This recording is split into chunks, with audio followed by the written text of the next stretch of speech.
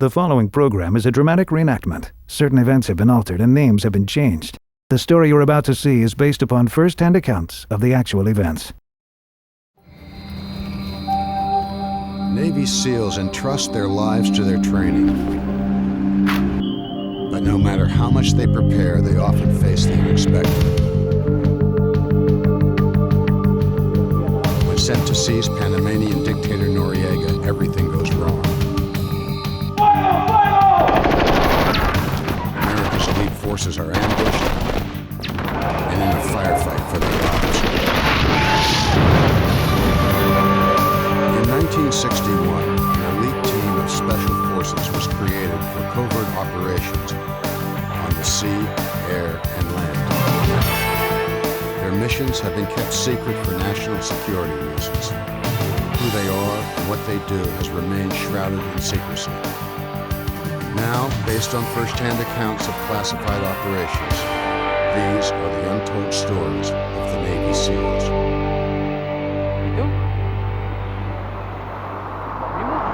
December 1989. The Central American country of Panama was in chaos.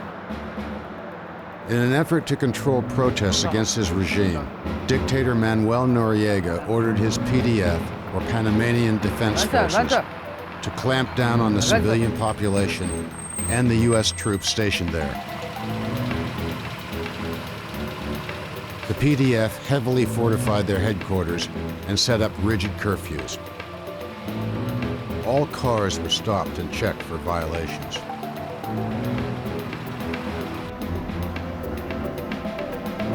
On the night of December the 16th, 4 United States Marines got lost on their way back to their barracks. They claimed they accidentally wound up at PDF headquarters after curfew. Adelante! The PDF soldiers were immediately suspicious. Tensions mounted as the Panamanians sought to assert their authority. The Americans realized they were in imminent danger and decided to make a run for it. The PDF opened fire, shooting to kill.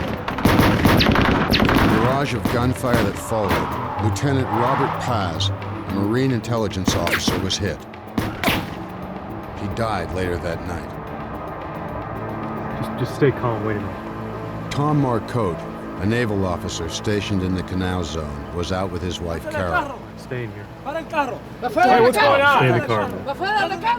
They now found themselves witnesses to the violent assault of the American Marines.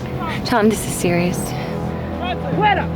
What do you want? What's going on here? Fuera la caro! Hey, all right. The PDF was not interested in hearing explanations.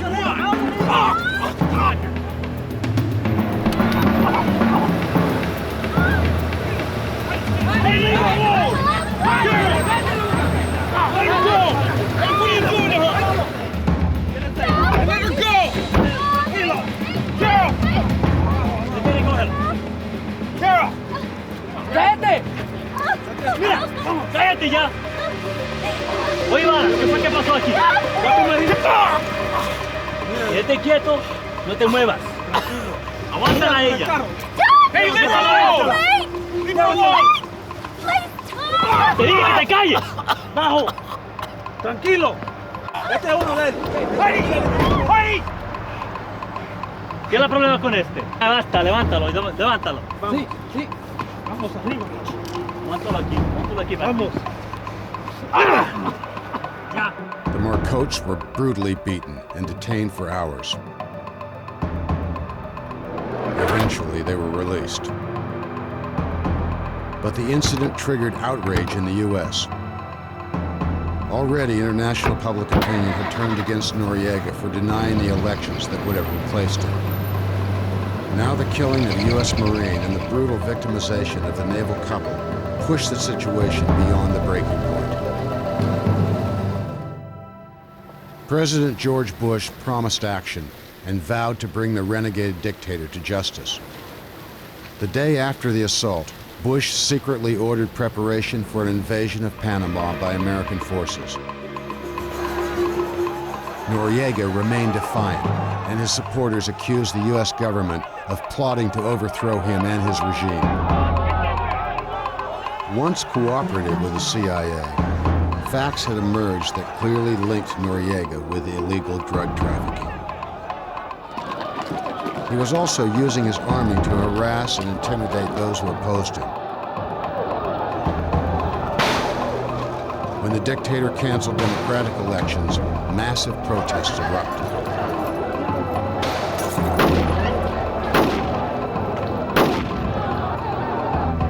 The U.S. federal courts brought formal charges against him.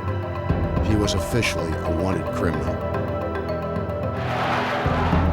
In December, the Panamanian National Assembly, a body appointed by Noriega, declared a state of emergency and named him head of state.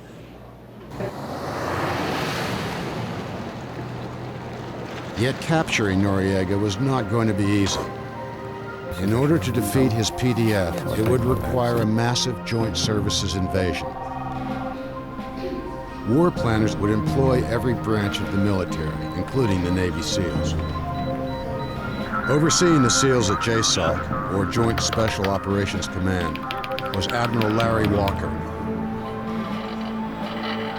Given the strength of the PDF ground forces, he knew his SEAL teams would be facing one of their stiffest challenges.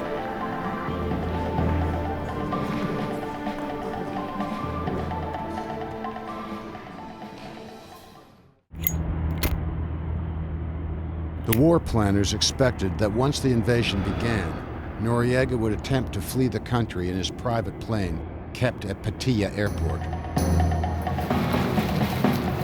The SEALs had a specific mission: take Paitilla Airport, block his escape, and capture him if he arrived. Walker handpicked Lieutenant Commander Mike Dillon to lead the raid. This is our target. He had proved himself in other conflicts around the globe. He could manage a combat situation and had earned the respect of his men.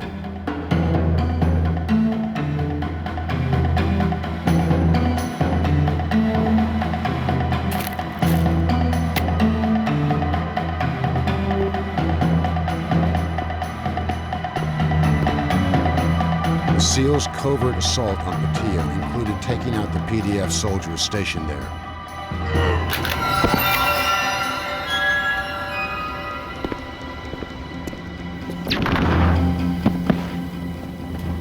Then neutralizing the plane quickly and decisively.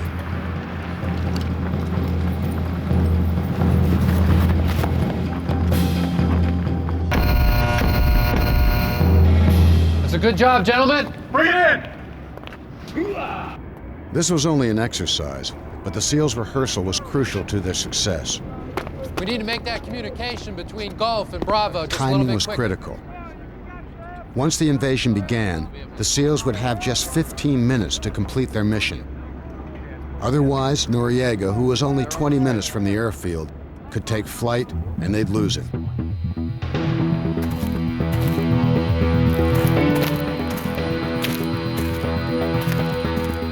Dillon was commanding 48 men to take down the airfield,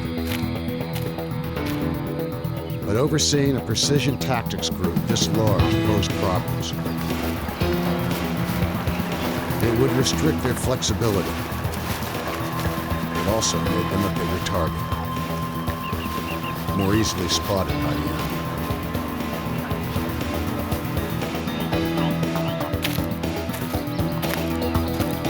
Maintaining their stealth was imperative to mission success. With only 36 hours till the mission began, the SEALs were still training in what amounted to a crash course in multi-platoon tactics. One platoon were getting close enough to take out Noriega's jet with sniper fire. And Dillon had the shooters who could do just that. One member of his platoon, Ed Marlowe, could pinpoint a target from 800 yards. A few well-placed shots could destroy the landing gear and prevent the situation from escalating. This would eliminate the threat of engaging the enemy and thereby minimize the SEALs' risk. To further block Noriega's escape, the SEALs had to penetrate the airfield, disable other smaller aircraft that Noriega might commandeer, and also push some of these planes into position to block the runway.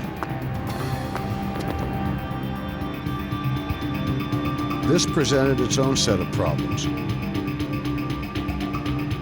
Intelligence reported that many of the light aircraft at Paitilla belonged to Colombian drug runners and were kept under armed guard. Although intelligence predicted only light resistance at the hangar, they didn't have exact numbers. Estimates range from 10 to 30 PDF soldiers.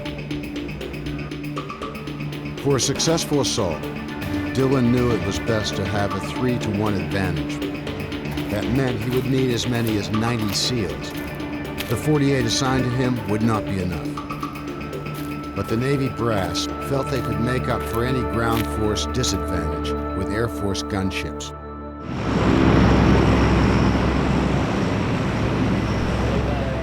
The SEAL superiors wanted to utilize the Air Force's state-of-the-art gunship, the AC-130 Spectre. The Spectre's pinpoint accuracy could annihilate large numbers of troops, destroy tanks, APCs, buildings, anything in its sights, from thousands of feet above the battlefield. It also carried sophisticated surveillance equipment that could monitor activity on the ground, even in total darkness. Dillon was glad to have the support, but he wondered if they would be maximizing the SEALs' unique capabilities that had proven to be so successful in the past. Get in quickly, complete the mission, and get out, all without detection. All right, gentlemen, a lot of bodies on the ground with close air support.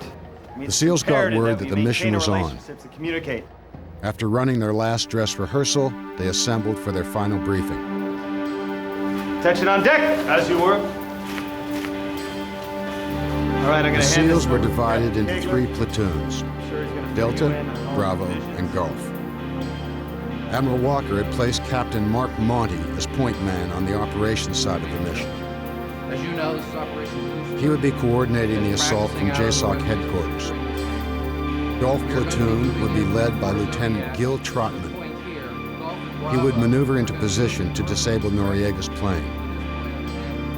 Bravo platoon, led by Petty Officer Trevor Hill, would neutralize any resistance from the drug runner security force and block the runways with the light aircraft. We'll be securing an area right here. Delta platoon, led by Dillon, would secure a perimeter and back up the others. Surprise was crucial. Under the cover of darkness, they would take Zodiac rafts to Paitilla, sneak ashore, and then onto the airfield. Dillon remained concerned about detection.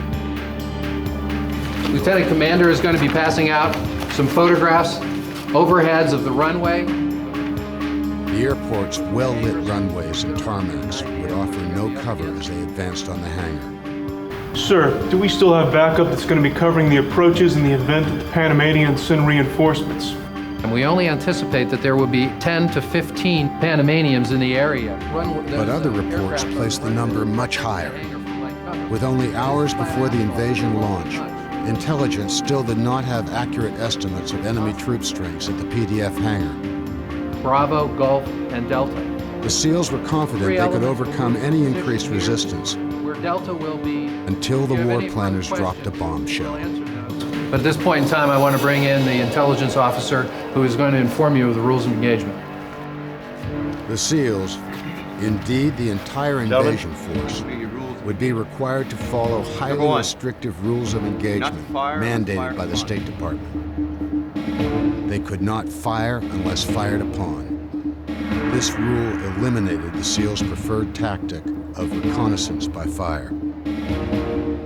In a high-risk military insertion, the SEALs shoot first and ask questions later, but now they were being restrained. They also were to avoid inflicting collateral damage to Panamanian assets. the U.S. government wanted to hand over existing Panamanian property to the new government with minimal damage, which meant they would have to disable Noriega's jet without destroying it. Opposition to the plan began to surface. Lieutenant Commander Wayne McCarty, who oversaw the SEALs' training, was concerned about the severe rules of engagement. Using a very small number of SEALs. This plan is designed to create casualties. McCarty worried that assaulting a hangar across an open runway could spell disaster for the men.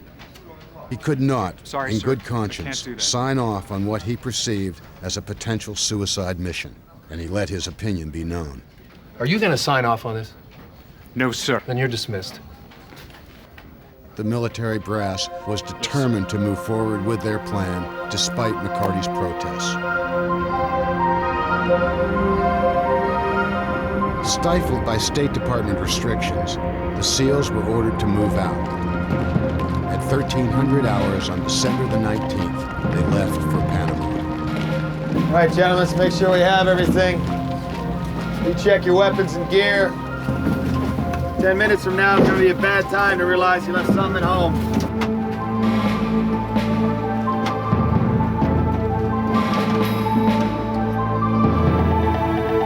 As Americans and Panamanians alike were preparing for Christmas, now only a week away, the SEALs left their Virginia base.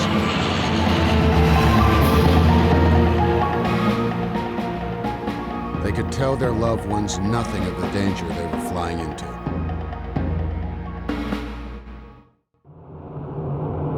The SEALs prepared for their mission in Panama. The U.S. military invasion would begin in a few hours.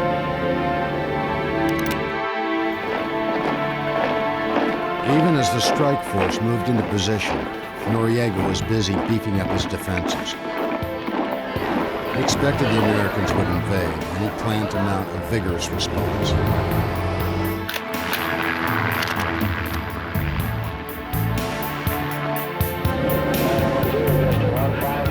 Despite the gravity of the situation, Dillon tried to maintain the morale of his troops. Listen up, gentlemen. We have a little matter to dispense with. Mr. Rodriguez, front and center.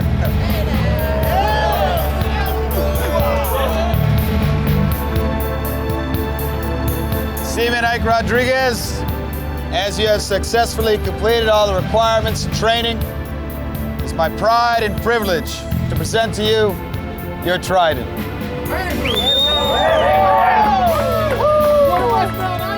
Rodriguez had proven himself through rigorous training and in countless exercises with his platoon. He had earned the right to wear the SEAL's most coveted medal, the SEAL Trident.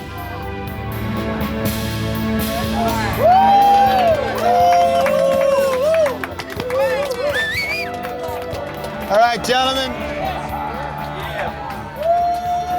Unfortunately, we're going to have to postpone the celebration until after our work in Panama is done. This is no exercise, gentlemen.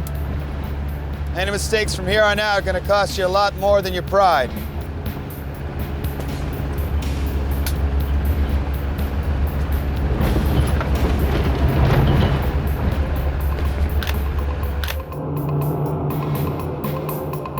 In addition to the 12,000 military personnel already in Panama, the United States flew in 4,200 special forces that would initialize the invasion. It was the largest American airborne operation since World War II. There had been increased diplomatic efforts by the world community to resolve the conflict in Panama. However, when talks broke down, Noriega and his officers knew the Americans would take military action. They didn't know how or when. The Panamanians routinely monitor American air traffic, but escalated tensions had intensified their efforts. Lo que sea, Pellero, es mejor que sea bueno. Señor, me parece que los americanos están moviéndose. PDF radar operators noticed an increased number of troop transport and equipment hauling aircraft, a sure sign of invasion. Y los 130 están ocupados con soldados y equipo. But because the U.S. had military bases in the Canal Zone, the Americans routinely operated heavy traffic in the area. To hide their movements, the U.S. maintained the same number of flights to the Canal Zone. They changed the size and type of aircraft, using heavier equipment. For days, the deception worked. Sí, los americanos están descendiendo sobre nosotros en estos momentos. But Panamanian surveillance began to identify the increased transport size, and the PDF immediately placed every military unit on alert.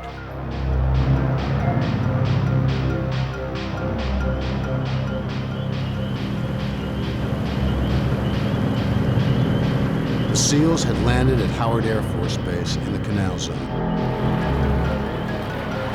After loading their gear onto combat raiding rubber rafts, they silently made their way along the coast and entered the tidal waterways around Paitilla Airport. Commander Dillon was still counting on the element of surprise. He approached Paitilla Airport, unaware that the Panamanian military was gearing up for the assault.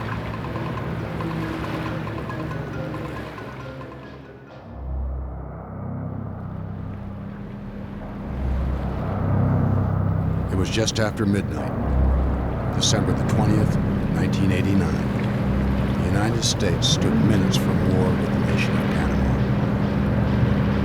The Pentagon was ready to unleash a massive 16,000-man U.S. task force to take over the Central American country and capture its dictator, Manuel Noriega. Commander Mike Dillon and his SEAL team moved towards the Paitilla Airport under cover of night. The SEALs would land at the nearby beach and set up field headquarters. Then at H hour, the moment of invasion, 1 a.m., the three platoons, Gulf, Bravo, and Delta, would approach the hangar across the tarmac. Their attack was to be synchronized with the rest of the invasion and had been planned and rehearsed down to the second. However, as the SEALs advanced on their position, American troops were spotted in Panama City. Fighting broke out immediately, and the PDF knew the invasion was on.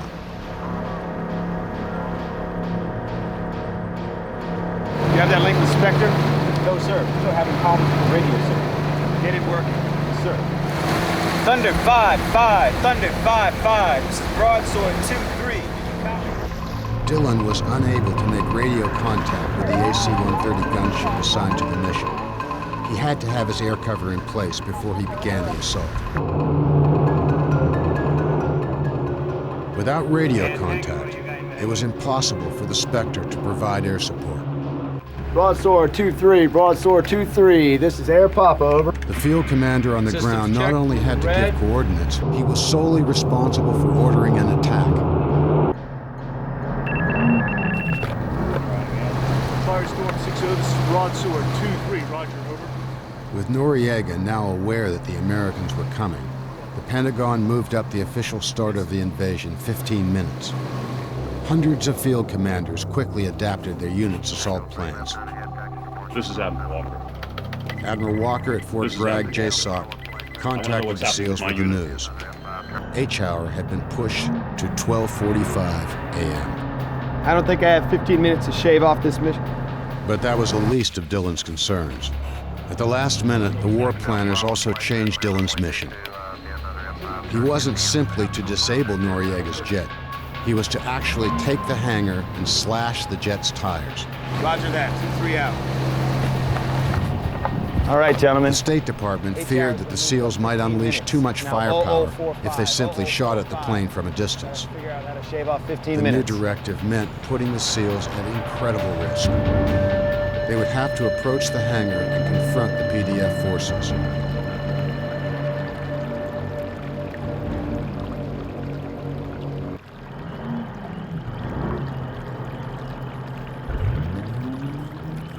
Dillon quickly informed his men of the change in mission, just before they landed at the airfield.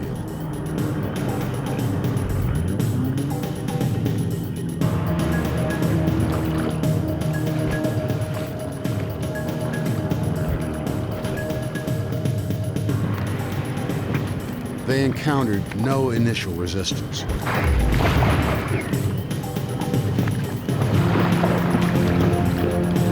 Vamos a tener que prepararnos. Va a haber un ataque de los americanos pronto. Muy bien.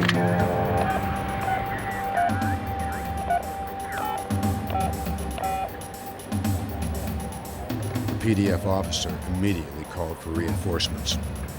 Sí, los necesito a ustedes en el portaavión inmediatamente y apúrense.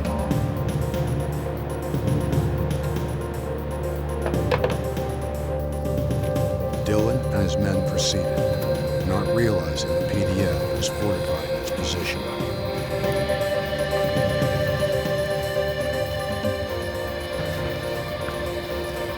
Stand by for 2-3 actual. We have intercepted a radio transmission indicating that Noriega is headed towards Paitilla. Copy that. We do not have an ETA at this time. Roger, out. Change of plans. Noriega's helicopter is on his way over. I'll take Delta to intercept the chopper. Bravo and Golf proceed as planned. Dillon had to move out immediately if he was going to stop Noriega, but he didn't want to go in without air support. Thunder 5-5, this is He broadsword continued his 2-3, efforts to over. raise the Spectre. Thunder 5-5, Thunder 5-5, this is broadsword 2-3, over. Are we talking with that Spectre yet? No, sir, not yet. We're working on it, though. We need that air support now. Yes, sir. Thunder 5-5, Thunder 5-5, this is broadsword. The SEAL radio operators tried changing the batteries and antennas, Thunder 5-5, Thunder 5-5. but nothing worked. 2-3, over. The Spectre tried everything it could to communicate with the SEALs. Broadsword 2-3, Broadsword 2-3, this is Air Papa. How copy this transmission, over? But neither side could raise the other. The command centers were swamped. The thousands of radio links were overflowing with chatter, jamming their communication. Affirmative. Golf leader, Bravo leader, with me. Dillon quickly reviewed the new assault plan with Hill and Trotman. Back at JSOC, Walker continued to get confirmed reports that Noriega's helicopter was nearing Paitilla. We've just intercepted more PDF radio chatter. Noriega's in his helicopter on the way to Paitilla. Well, we'll need to move quickly then. Intelligence also warned of armored personnel carriers heading toward the airport. Stand by for 2-3 actual. Time was running out for Dillon and his men. J-Sucks. With Noriega and APCs full of reinforcements on their way, the assault had to move forward, Copy that. even without air support. Roger, out. Keep your eyes open. We may have some APCs coming our way. Let's move. All right.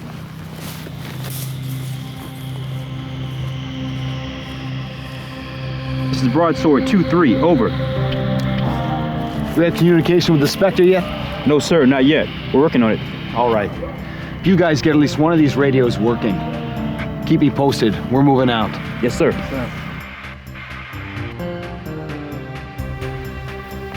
The three platoons began their assault.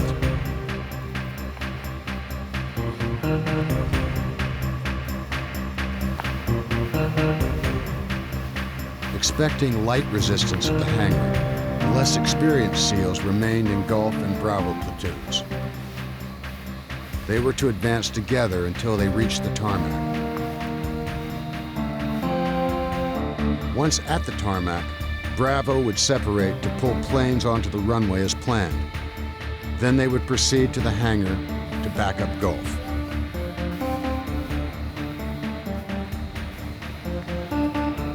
Trotman's Gulf platoon was to head directly to the hangar and slash the tires on the jet. No longer just providing backup, Dillon and his Delta platoon now had the primary mission of intercepting Noriega's helicopter. They would have to reconnoiter the airport and determine where it might touch down. Also, when the Dictator arrived, he would be heavily defended by highly trained guards. Since Delta would be the first to confront these elite forces, Dillon kept the most battle-seasoned SEALs with him.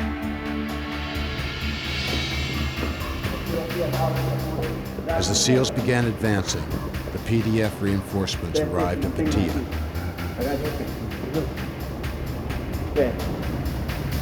They concealed themselves in the hangar.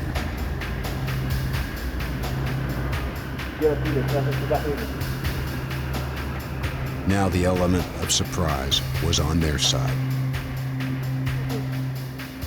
All they had to do was wait for the Americans to come closer.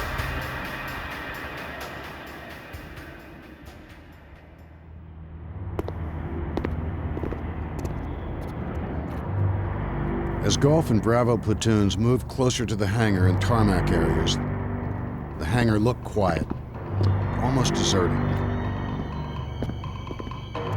They saw no soldiers and no APCs.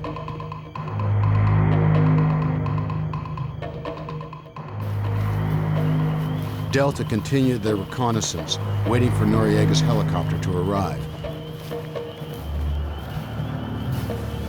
Give me JSOC. Roger. Firestorm 6-0, this is Broadsword 2-3, over. Yes, this is 2-3. Yes, sir. Has there been any sign of that helicopter? No, sir. There's no sign of the chopper. Noriega will be there. Keep looking. The command post was still certain that the helicopter was coming. Copy that. Dillon had to be ready to apprehend Noriega.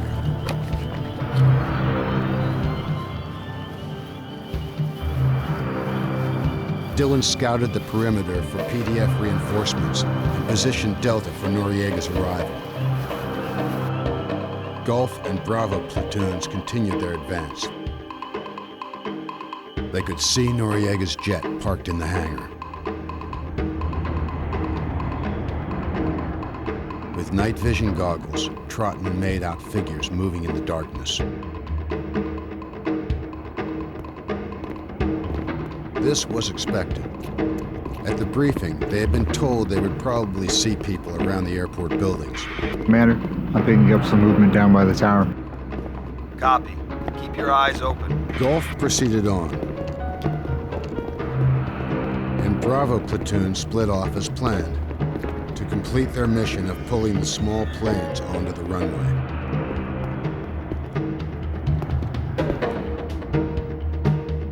The PDF soldiers had a near-perfect position. The approach to the hangar was a broad expanse of asphalt.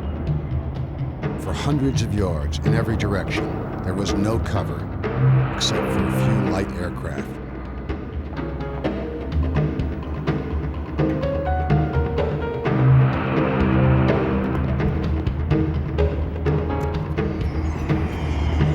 As Trotman and his Gulf platoon got closer, they spotted more armed soldiers.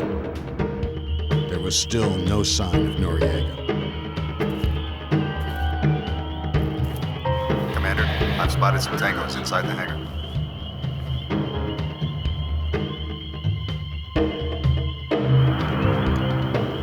Eyes up. Proceed with caution. Gulf continued their advance. Bravo arrived at the planes.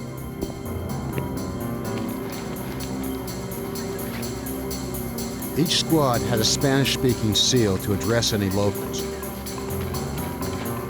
Knowing the planes could be guarded, the SEALs cautiously approached with their interpreter in the lead. ¡Alto! ¡Alto! ¡Manos arriba! ¡Bájate! ¡Bájate ahorita! ¡Bájate! ¡Bájate ahorita! Disarm them, cuff them. Such a threat could be quickly eliminated with a few well-placed shots. But this contradicted the rules of engagement. The SEALs couldn't harm civilians. That included drug runners. Once they were restrained, Bravo proceeded to block the runway with small aircraft. Commander, we had some locals guarding the planes. Threat eliminated. We're just now getting back to moving the planes. Copy. I see you.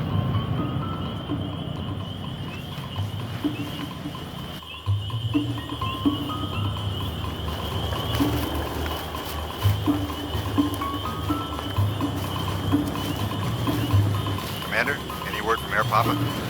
Nothing yet. Where the hell is my air support? Thunder 5-5. This is Broadsword 2-3. Got that radio working yet? No, sir, not yet. But they still could not make contact with the Spectre. No word yet, Golf. I'm still waiting.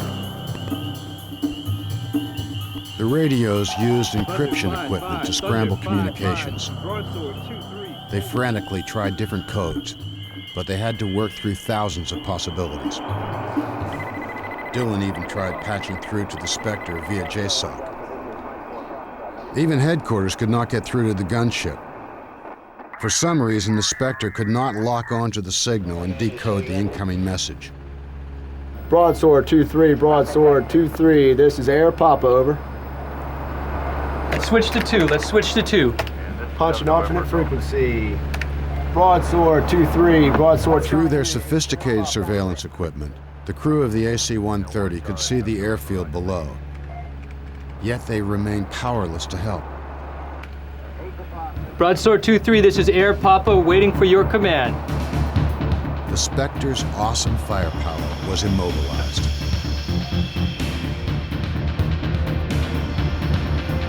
Golf moved forward with no backup.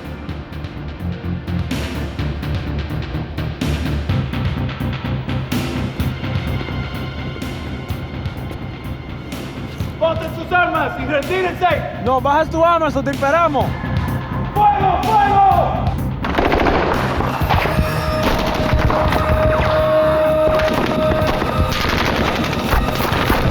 Golf, what's happening? Pin down, taking fire from 2 directions. We're under attack. Let's go, let's move, let's move, go! Get in there, get down there, let's go, let's go!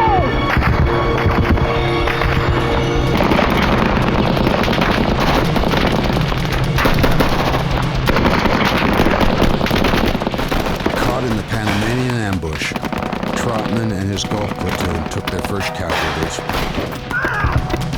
I'm here!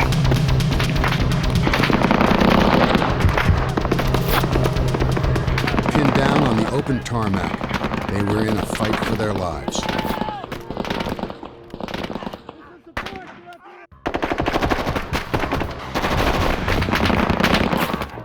With Gulf platoon under attack, Dylan and Delta platoon rushed to reinforce them from the other side of the airport. Get heavy wounded! Bravo, get up here! Bravo's clash with the drug runners cost precious time that delayed them from reinforcing their teammates.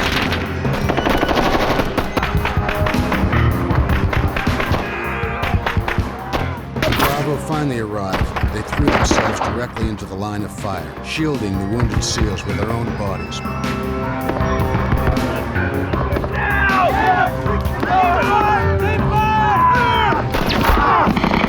that Spectre? What the hell's that gunship?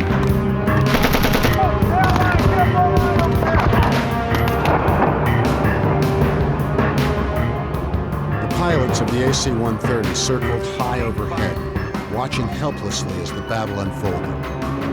All weapons are hot this time, but I still do not have authorization to fire. Punching 2. Broadsword 2-3.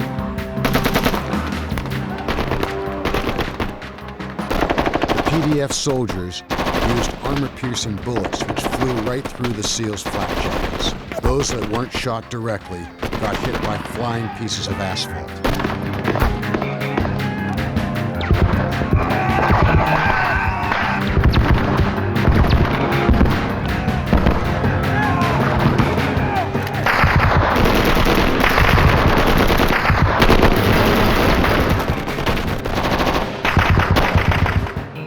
Trotman couldn't retreat, and he couldn't advance.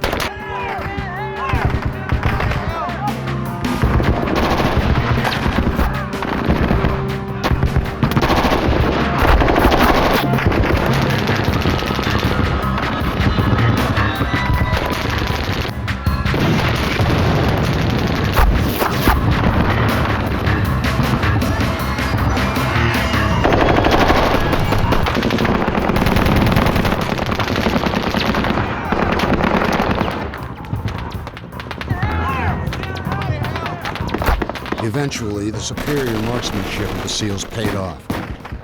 With every shot fired by the PDF soldiers, the SEALs got a better lock on their positions. Get in there! Get down there! Let's go! Let's go! Forward! Finally, Dillon's Delta platoon arrived. They took positions on the edge of the tarmac and joined the fight. Get in there! Get somehow! Get in there! Let's go! Let's go! The SEALs of Delta Platoon charged directly into the firestorm, risking their own lives to drag their wounded teammates to safety.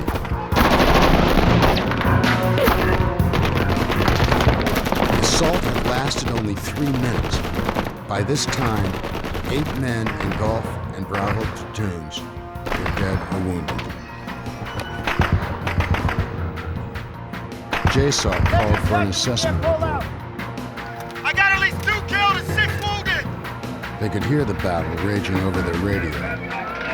Admiral Walker ordered them to abort the mission. Negative! Can't pull out! Everyone is down! We ordered take this airfield, sir, and that's exactly what we intend to do! Over! Get in there! Take out that jet! Go! Dillon wanted to complete what they set out to accomplish. And he wasn't concerned about collateral damage.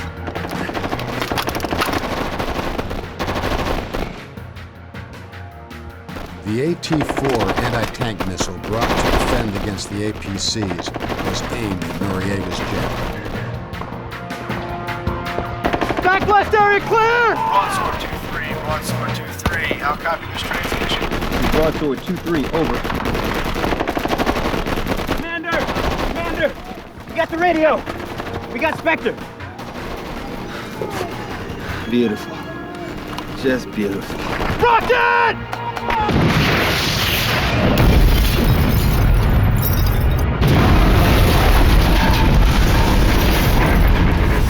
The missile punched a hole in Noriega's jet, completely disabling it.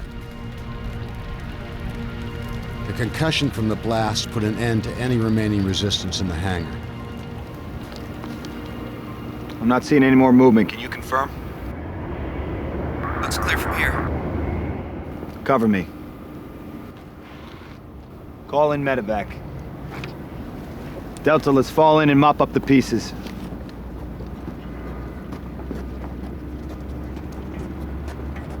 Finally, it was safe for the SEALs to enter the hangar. Al piso! Al piso! Down! Most of the PDF soldiers inside the hangar were dead or seriously wounded. Tie him up! Tie him up!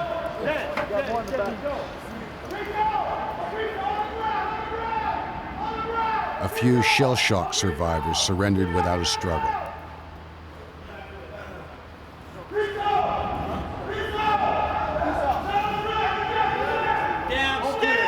The battle was finally over. It had lasted only 15 minutes.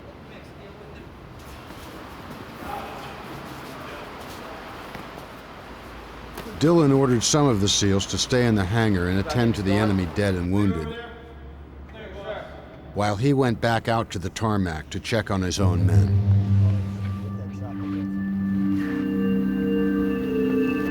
How's he doing? He's gone. Only hours after receiving his trident, the newest member of the team, Isaac Rodriguez, was dead.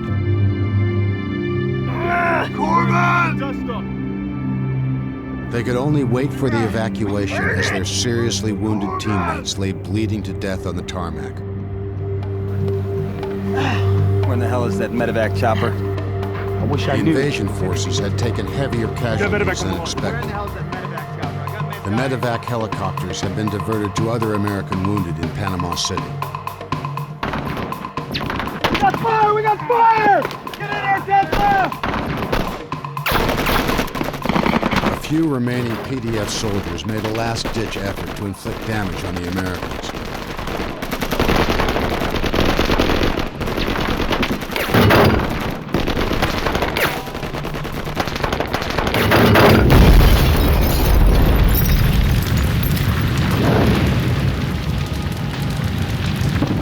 were quickly dispatched.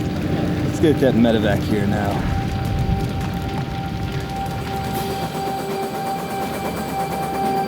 It was over 90 minutes later that the medevac finally arrived.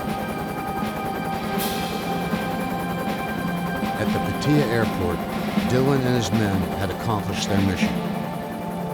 They took the airfield and disabled Noriega's jet against impossible odds and under heavy fire.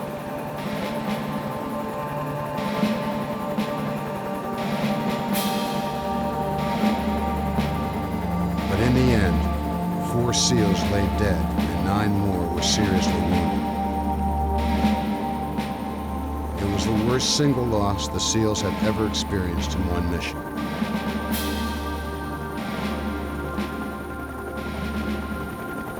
Overall, the invasion of Panama went on the books as a success. Noriega's helicopter never did arrive at Paitilla Airport. However, American forces finally captured Noriega, and he was brought to trial in the United States. The Navy came under fire for the ill-fated SEAL mission. Recriminations abounded and careers were lost. The Navy released a sanitized report about what happened at Paitilla Airfield. All the public ever heard was that it took 48 SEALs to disable a single airplane.